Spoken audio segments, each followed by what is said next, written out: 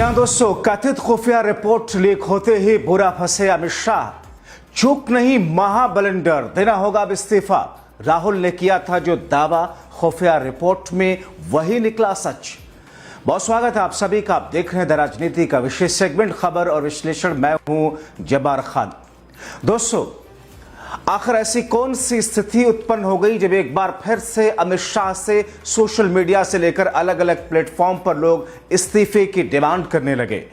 आखिर वो कौन सी खुफिया रिपोर्ट है जिसके लीक होने की बातें सामने आ रही हैं और ये कहा जा रहा है कि जो दावा राहुल गांधी ने पहले ही किया था वो सब कुछ इस खुफिया रिपोर्ट में एक एक करके सच साबित होने लगा? तो क्या अमित शाह अपने पद से इस्तीफा देंगे, ठीक वैसे ही जिससे साल 2008 में मुंबई पर अटैक के बाद में उस वक्त के गृह मंत्री ने इस्तीफा दिया था? आखिर क्या हुआ इन तमाम चीजों के बीच में जब देश में एक ऐसी भावना है कि पाकिस्तान और आतंकवाद को निस्तो नाबूद कर दिया जाए? मगर इस बीच में तब क्या हो जब बीजेपी के और मोदी शाह के खास नेता रील्स बनाते हुए जहां पर सिक्योरिटी का काम सुरक्षा देना है, उन सिक्योरिटी को लेकर के अपने अंदाज में अटखेलियां करते हुए नजर आए।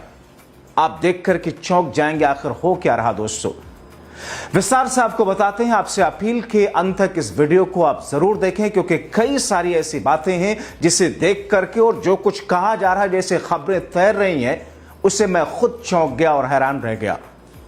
दोस्तों, 14 दिन के आसपास पहलगाम आतंकवादी हमले को हो चुके हैं। इस बीच में मैंने खुद पर्सनली हर एक प्लेटफॉर्म पर, हर एक एंगल से, हर एक नजरिए से जांचने, देखने, परखने की कोशिश लगातार की, सर्च और रिसर्च। सरकार क्या कर रही थी, क्या कर रही है, सरकार का कहना क्या है, करना क्या है और करने क्या वाली है, तैयारी क्या कर रही है, इन तमाम चीजों पर बारीक निगाह रखने के साथ साथ विपक्ष किस तरीके का व्यवहार कर रहा है, किस अंदाज में सवाल उठा रहा। मगर इन दोनों बीचों में जब कुछ ऐसी ग्रे चीजें हम पाते हैं जिसमें कई सारे सवाल, जैसा कि आपने बीते 3-4 दिनों में देखा, प्रधानमंत्री नरेंद्र मोदी के ऊपर उठे, मगर अब जो सवाल उठ रहे हैं इस बीच में, वो मोदी शाह के एक चहेते और खास के कुछ वीडियो सामने आने की वजह से उठ रहे हैं। क्या है वीडियो और क्यों उस पर सवाल उठ रहे हैं वो आपको बताएं। मगर जो इस बीच में खबरें सामने आ रही हैं वो ये कि खुफिया रिपोर्ट लीक हुई है, वो खुफिया रिपोर्ट जिसका ताल्लुक जम्मू कश्मीर के उस पहलगाम से है जहां पर आतंकी हमला हुआ। यानी कि उस खुफिया रिपोर्ट में कुछ ऐसे बिंदु हैं जिस बिंदुओं के कारण, जिस बिंदु की वजह से इस वक्त भारतीय जनता पार्टी और उसके पूरे ब्रिगेड को लोग निशाने पर ले रहे हैं और यह दावा किया जा रहा है कि साहब ये बातें वही तो हैं तो राहुल गांधी ने चेताया था। काश राहुल की बातें मान ली होती भारतीय जनता पार्टी और मोदी सरकार ने। काश राहुल की बात पर मजाक ना उड़ाया गया होता। काश राहुल की बात को संजीदगी से लिया होता तो स्थिति कुछ और होती।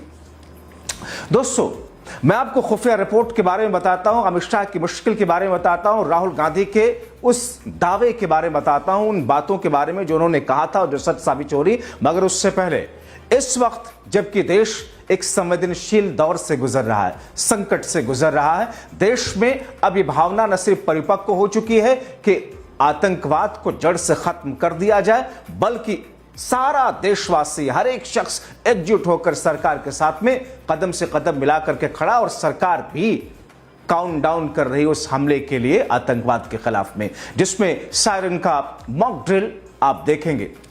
मगर दोस्तों, इस बीच में कुछ ऐसी तस्वीरें जो आपको हैरान करेंगी, कुछ ऐसी तस्वीरें जो कि बीजेपी के चेहरे से नकाब नोचेंगी, कुछ ऐसी तस्वीरें जो कि मोदी और शाह की सरकार के लिए असंवेदनशीलता जैसी बताएंगी, कुछ ऐसी तस्वीरें जो ये कहेंगे चीख चीख करके कि साहब इन चीजों पर तो अंकुश लगवाइए। सबसे पहले आप ये तस्वीर देखिए, ये वीडियो देखिए। बर्फ में अटखेलियां करते हुए यह भारतीय जनता पार्टी के नेता हैं, जम्मू कश्मीर के पूर्व अध्यक्ष हैं रविंद्र रैना। उन सुरक्षा कर्मियों के साथ में रील बनाते हुए जिस अंदाज में दिख रहे, मानो ऐसा लग रहा है जैसे कोई वर्ल्ड कंपटीशन चल रहा हो। अच्छा सा ड्रेस पहन के, गमछा डालकर, देवानंद स्टाइल में जिस तरीके से चलते हुए जा रहे हैं, जैसे ऐसा लग रहा कि इन्होंने प्रहार करके, जंग फतेह करके वापस आते हुए रील बनाई है। आप इस रील को देखिए और समझिए संवेदनशीलता को। साहब की रील पर हम आएंगे बाद में, मगर उससे पहले कांग्रेस नेता सुप्रिया श्रीनेत ने तीखा प्रहार करते हुए लिखा कि बीजेपी कुछ भी कहने से पहले रविंद्र रैना के वीडियो पर माफी मांगे। ऐसे समय में इतनी असंवेदनशीलता। 13 दिन गुजर गए, एक भी आतंकी गिरफ्तारी नहीं हुई। आतंकी 200 किलोमीटर अंदर गोली बारूद के साथ आए और फिर गायब हो गए। उनके पास कितना असलहा था, कहां चले गए, सरकार क्या कर रही है? हर किसी पर सवाल उठाने वाली भारतीय जनता पार्टी सर्वप्रथम तो आज कान पकड़ के इस देश से माफी मांगे। माफी इसलिए मांगे क्योंकि उनके बड़े वरिष्ठ नेता, जम्मू कश्मीर के अध्यक्ष रह चुके बीजेपी के कार्यकारिणी के सदस्य रविंद्र रैना ने आज एक रील पोस्ट करी। वो बर्फ पर अटखेलियां कर रहे हैं, 10-10 सुरक्षा कर्मियों के साथ रील बनाकर डाल रहे हैं।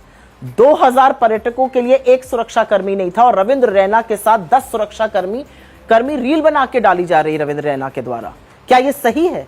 क्या यह संवेदनशीलता नहीं है? जब पूरा देश शोकाकुल है, अभी जो मृतक हैं उनकी चिताएं ठंडी नहीं हुई हैं, ऐसे में यह करना, इस तरह की हरकतें बीजेपी का असली चरित्र दिखाता है, जो असंवेदनशील है, जिसको फर्क ही नहीं पड़ता इस देश में क्या हो रहा है।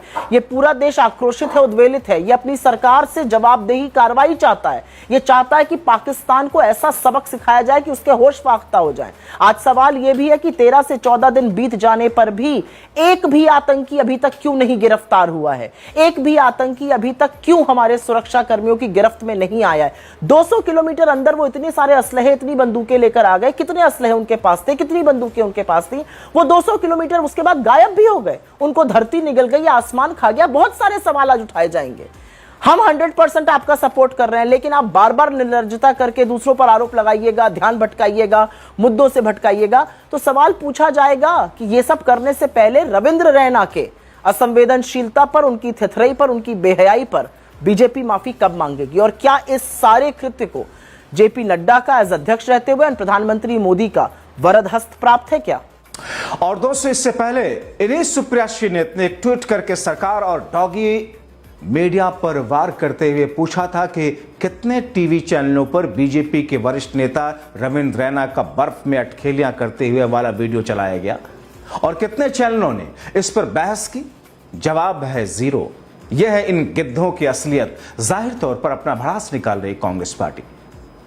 दोस्तों, अब मामला हल्का नहीं, गंभीर है, संवेदनशील है और इसी संवेदनशीलता को सरकार और बीजेपी को एहसास कराने के लिए सुप्रिया श्रीनेत ने 2 फोटो डाल करके दरअसल स्थिति को सामने लाने की कोशिश की है। एक वो फोटो है जिसमें भारतीय जनता पार्टी के नेता मोदी शाह के खास रविंद्र रैना बर्फ में अटखेलियां करते हुए अपनी रील बनवा रहे हैं फेसबुक, सोशल मीडिया पर डालने के लिए।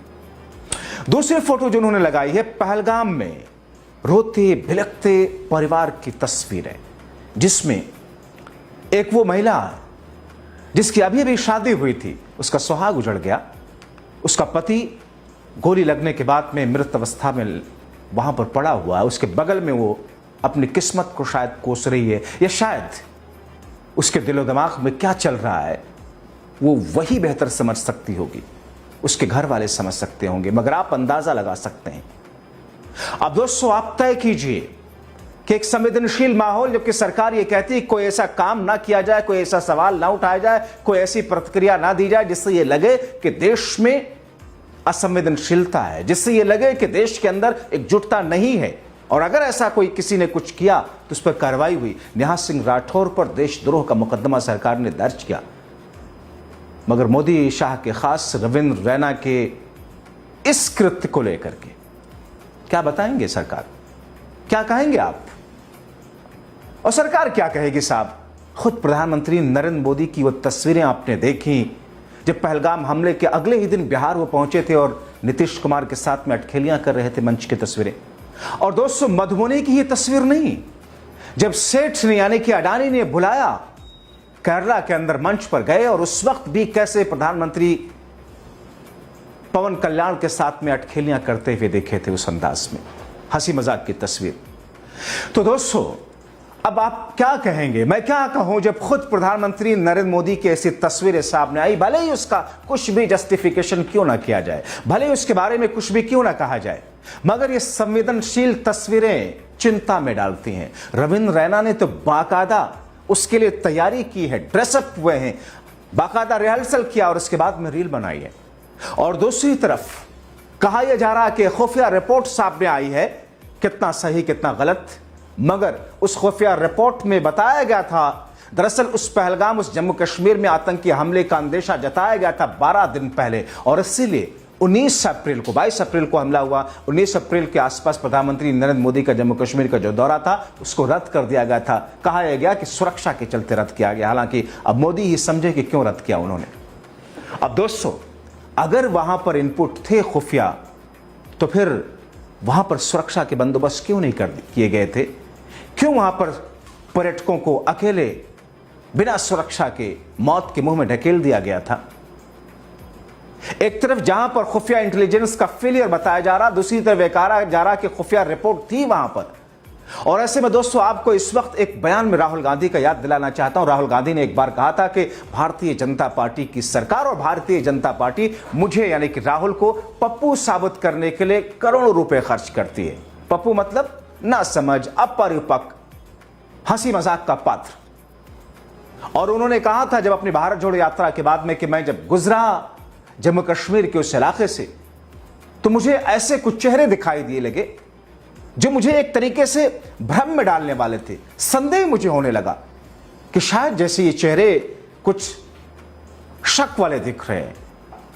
वहां से जब मैं गुजरा तो मुझे ऐसा लगा, एक अलग तरह की भावना महसूस हुई, एक अलग तरीके का आभास महसूस हुआ।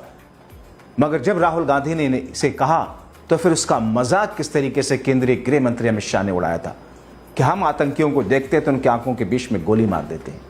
अब ऐसी स्थिति में दोस्तों, जब खुफिया रिपोर्ट के लीक होने के बाद में बीजेपी और सरकार कटघरे में है, जब खुद मोदी की ऐसी तस्वीरें और उनके चहेते की रील बनाने वाली तस्वीरें सामने आई, तो फिर से मोदी सरकार कटघरे में है।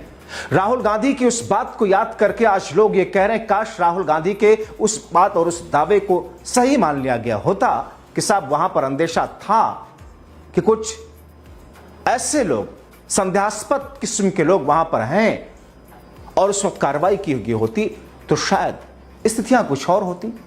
ये सारी की सारी ऐसी स्थितियां हैं जिसको लेकर के मुझे लगा कि आपके सामने इन इनपुट्स को, इन खबरों को लाया जाना चाहिए। खासतौर पर रविंद्र रैना इस संवेदनशील माहौल में, संकट की घड़ी में, वो साहब फिल्मी अंदाज में रील बना रहा है। आप क्या कहेंगे? अपनी राय कमेंट बॉक्स में जरूर लिखें। अभी के लिए इतना ही। आप सबका बहुत शुक्रिया।